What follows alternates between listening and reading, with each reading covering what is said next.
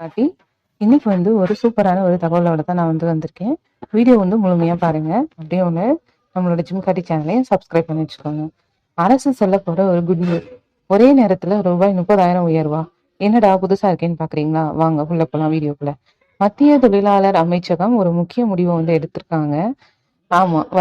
அதாவது இபிஎஃப் இருக்கு இல்லையா? அது மற்றும் அப்புறம் மாநில இஎஸ்ஐ காப்பீடு இருக்கு இல்லையா? அதுல சம்பள வரம்ப அதிகரிக்கிறதுக்கு இது தயாராகி வரதா சொல்றாங்க. சமீபத்தா பார்த்தோம் அப்படின்னா, உச்சநீதிமன்ற உத்தரவுகள், அதுக்கப்புறம் தொழிற்சங்கங்களோட கோரிக்கைகளை இந்த முன்மொழிவுக்கு முக்கிய காரணம் அப்படின்னு சொல்றாங்க. நீண்ட காலமா நிலுவையில இருக்க இந்த மாற்றம் லட்சக்கணக்கான ஊதியம் பெறும் தொழிலாளர்களோட வாழ்க்கையில சமூக பாதுகாப்பை அதிகரிக்கும்.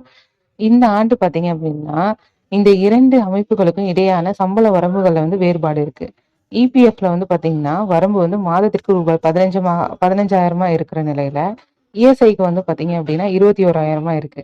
இந்த வேறுபாட்டை நீக்கி 2யும் ஒரே நிலைக்கு கொண்டு வரதுக்கு அரசாங்கம் செஞ்சுட்டு வராங்க.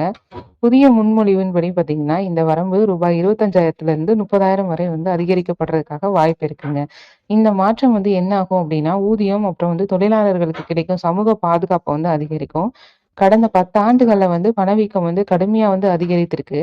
ஊதியம் கொஞ்சம் அதிகரிச்சிருந்தாலும் பல தொழிலாளர்கள் இந்த திட்டங்கள்ல விலகிதான் இருக்காங்க. புதிய ஊதிய வரம்பு நடைமுறைக்கு வந்துச்சு அப்படின்னா, இந்த விதிகள் காரணமா விடுபட்டவங்க மீண்டும் பலன்கள் கிடைக்கும். அது மட்டும் இல்லாம உறுப்பினர்களோட எண்ணிக்கையை பொறுத்தவரையும் இந்த மாற்றம் ஒரு பெரிய தாக்கத்தை ஏற்படுத்தும். இப்போது பாத்தீங்க அப்படின்னா, பிஎஃப்ல 8.5 கோடி சந்தாதாரர்கள் தான் இருக்காங்க. இஎஸ்ஐ மூலம் பாத்தீங்கன்னா 3.25 கோடி பேர் காப்பீடு பெறாங்க.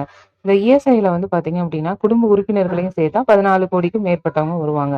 மருத்துவ வசதிகளை பெறாங்க. இந்த வரம்பு அதிகரிச்சிச்சு அப்படின்னா, இந்த எண்ணிக்கை மேலும் அதிகரிக்கும். தொழிலாளர்கள் பாத்தீங்கன்னா, தங்களோட சம்பளத்துல வருங்கால வைப்பு நிதியை ஓய்வூதிய திட்டம், அதுக்கப்புறம் இடிஎல்ஐ, அப்புறம் இடிஎல்ஐ பாத்தீங்க அப்படின்னா ஒரு சிறப்பான ஒரு திட்டம் பிஎஃப்ல இருக்கு, அதாவது இஎஸ்ஐல இருக்கு. அதை பத்தின நான் உங்களுக்கு டீட்டெயிலான இன்ஃபர்மேஷன் நம்ம சேனல்ல ஆல்ரெடி இருக்கு. அதை வேணும்னா நீங்க அதையும் போய் பார்த்துக்கோங்க.